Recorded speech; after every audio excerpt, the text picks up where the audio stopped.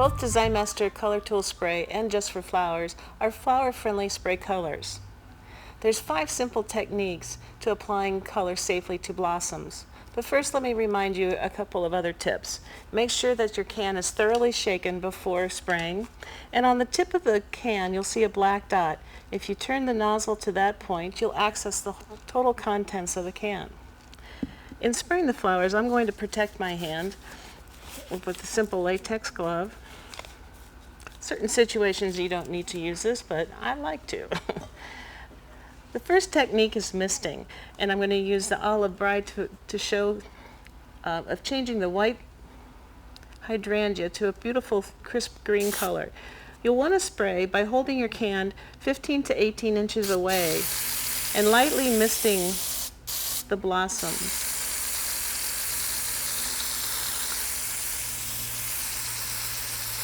As you notice that there's a gentle mist of color completely covering the blossoms. Stop and look at it and determine if that's the value of the color that you want. Let it dry a little bit before adding additional coats, but again, just spray very lightly and let the mist do the work.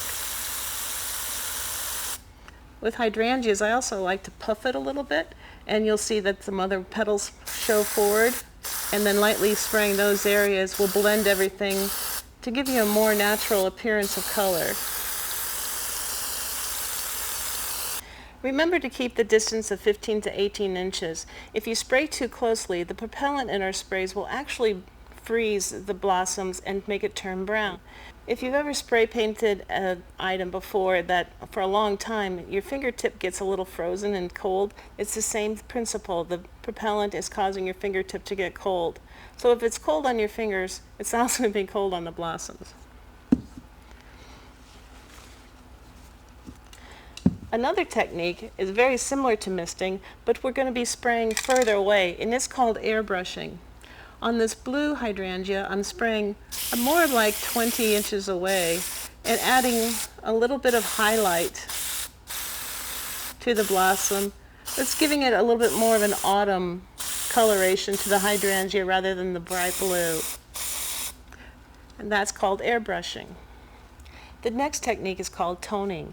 And with toning, you'll select a blossom and then the spray color that is a little bit deeper than the blossom color.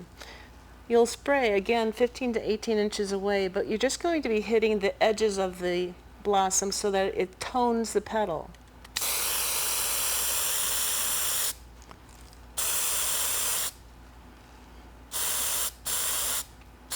You're not completely covering the blossom color, but adding a little bit of highlights around the edges of the blossom.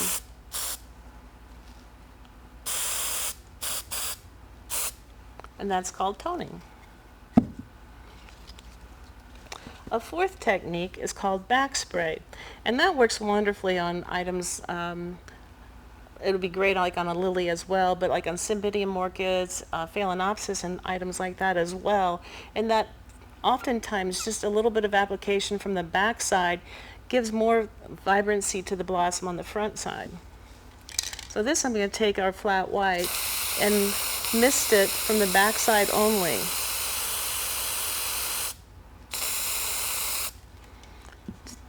And you can tell the intensity is a lot brighter and fresher looking.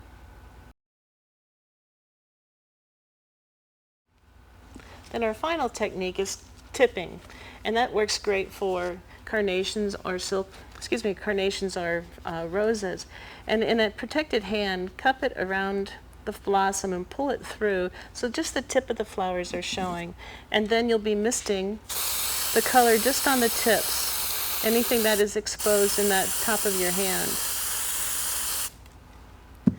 And when you open it up, you have the flower that's tipped. Use these tips and techniques to enhance nature's own blossom colors.